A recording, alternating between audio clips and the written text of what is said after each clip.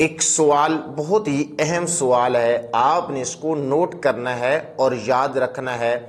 کہ سوال کیا گیا ہے کہ عذاب قبر کسی بھی شخص پر ہمیشہ ہوتا رہے گا، مسلسل ہوتا رہے گا، یا درمیان میں کچھ نہ کچھ اس کے لیے رعایت کر دی جائے گی؟ تو اس بارے میں آپ کو بہت ساری احادیث ہیں، بخاری شریف کے اندر، مسلم شریف کے اندر بہت ساری ایسی حدیث مبارکہ ہیں جن کے اندر حکم دیا گیا ہے کہ اللہ رب العزت ہر دن کافر شخص کے سامنے اس کا ٹھکانہ پیش کرے گا، اور جو مشرک ہوگا اس کے سامنے ٹھکانہ پیش کرے گا، اور اسی طریقے سے ایک شخص ہوگا جس کے سامنے آگ پیش کی جائے گی۔ تو یہ تمام باتیں، اور اسی طریقے سے جو مومنین ہیں ان کے لیے ٹھکانہ پیش کیا جائے گا۔ تو یہ بہت ساری احادیث ہیں، میں آپ کو ان کا کنکلوژن اور ان کا خلاصہ بیان کرتا ہوں جو محدثین کرام نے بیان کیا ہے، تو امید ہے آپ کو یہ مسئلہ سمجھ آ جائے گا۔ پہلی بات یہ ہے، جو بندہ فوت ہوتا ہے، اب اگر وہ شخص ہے کافر، تو کافر شخص کو یہ عالم برزخ یعنی جو قبر ہے اس کے اندر عذاب ہمیشہ ہمیشہ ہمیشہ ہوتا رہے گا۔ اور اسی طریقے سے جو شخص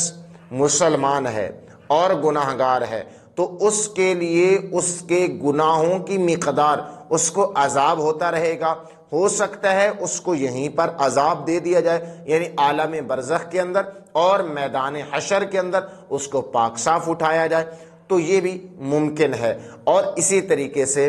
یہ بھی ممکن ہے کہ کوئی شخص گناہ گار ہو اور اس کے اولاد یا اس کے دوست احباب اس کو نیکیاں بھیجتے رہیں، ان کی نیکیوں کی وجہ سے اس کی بخشش ہو جائے، جو عذاب ہو رہا تھا وہ کیا ہے، مکمل طور پہ ختم ہو جائے۔ اسی طریقے سے یہ بھی ہو سکتا ہے کسی شخص کو عذاب ہو رہا ہو، ساتھ سے کوئی نہ کوئی ایسا شخص جو اللہ کا ولی ہے وہ گزرے اور ان کے لیے دعا کرے، تو کچھ نہ کچھ وقت کے لیے تخفیف ہو جائے، تو یہ ممکن ہے۔ اور اس طریقے سے احادیث مبارکہ میں بہت سارے واقعات ذکر ہوئے ہیں، اور بہت ساری ایسی بھی باتیں ہیں کہ صحابی رسول صلی اللہ تعالی علیہ وسلم جب بھی آپ کسی نہ کسی آپ قبرستان سے گزرتے تو آپ ٹہنیاں جو ہے آپ ان کی قبروں کے اوپر، اپنے رشتہ داروں کی قبروں کے اوپر رکھ دیا کرتے تھے۔ اس سے یہ ہوتا تھا کہ جب تک یہ ٹہنیاں اللہ کی تسبیح بیان کرتی رہیں گی اس قبر والے کو عذاب نہیں ہوگا۔ تو معلوم ہوا کہ یہ جو